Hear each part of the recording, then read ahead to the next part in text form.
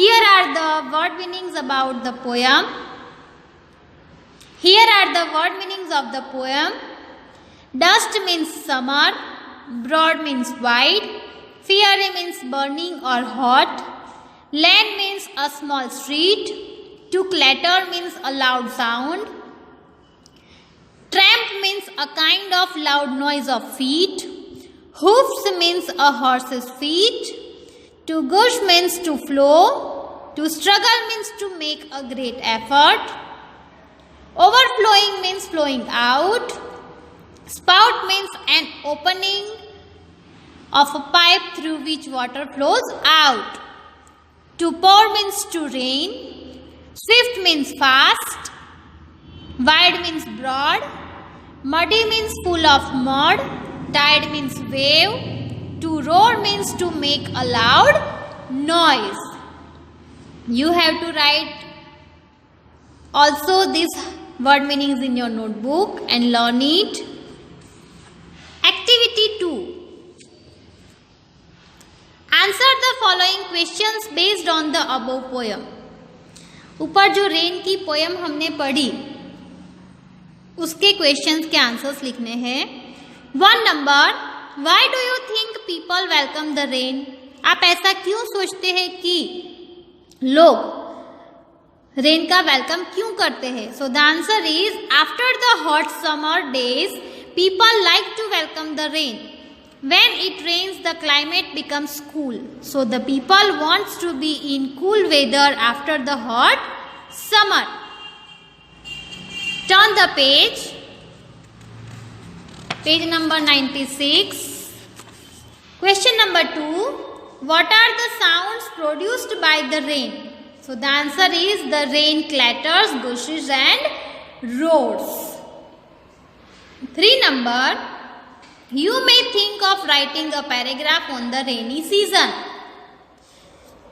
So, here you have to write a small paragraph about rainy season, monsoon.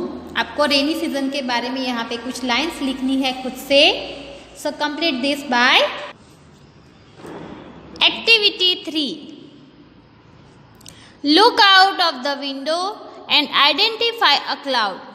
Now make an attempt to describe and draw the cloud.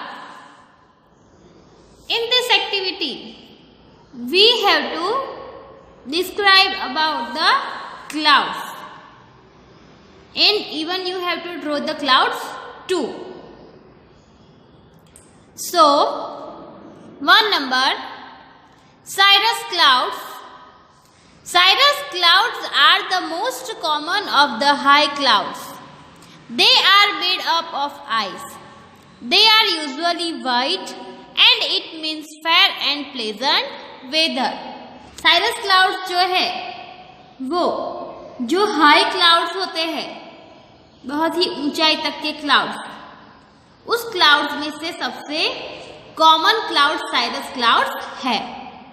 वो ice के बने होते हैं. Usually वो colour में सफेद ही होते हैं और उसका मीनिंग फेयर और प्लेजेंट वेदर है. 2 number, stratus clouds. They are low level clouds. They are grey in colour and cover the entire sky. They resemble fog. Stratus clouds. Stratus clouds जो होते हैं वो लो लेवल के clouds होते हैं, यानी कि जमीन पर नीचे तक दिखाई देते हैं, लो लेवल तक. वो कलर में ग्रे होते हैं और पूरे आसमान को कवर करते हैं. और दे रिसेंबल फॉग मीन्स जब स्ट्रैटस क्लाउड्स होते हैं तब फॉग ज्यादा रहता है. 3 number, nimbus clouds. They are grey blanket clouds with rain falling from them. They are formed at low height. जो nimbus clouds है वो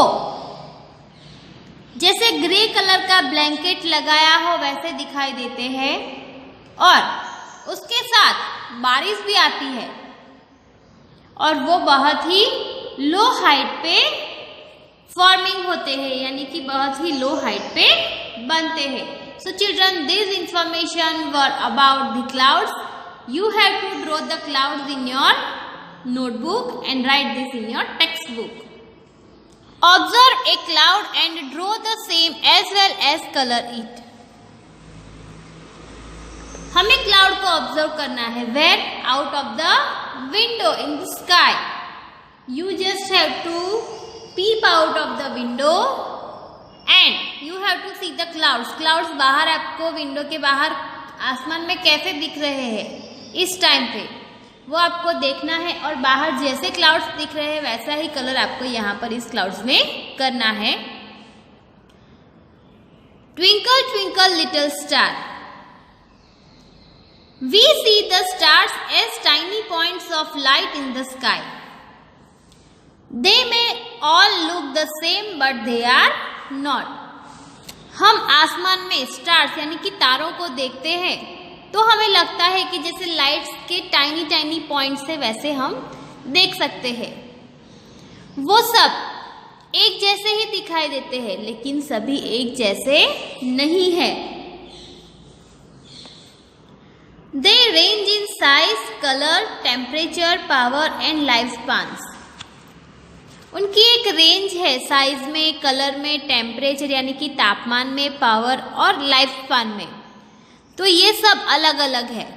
साइज सबकी अलग अलग होती है, सबके कलर्स भी अलग अलग होते हैं, सबका तापमान भी अलग होता है, उनका जो पावर है लाइट का वो भी अलग होता है और लाइफ स्पान सब एक जितने ही साल तक नहीं रहते, ये भी उनकी लाइफ स्पान अलग अलग होती है.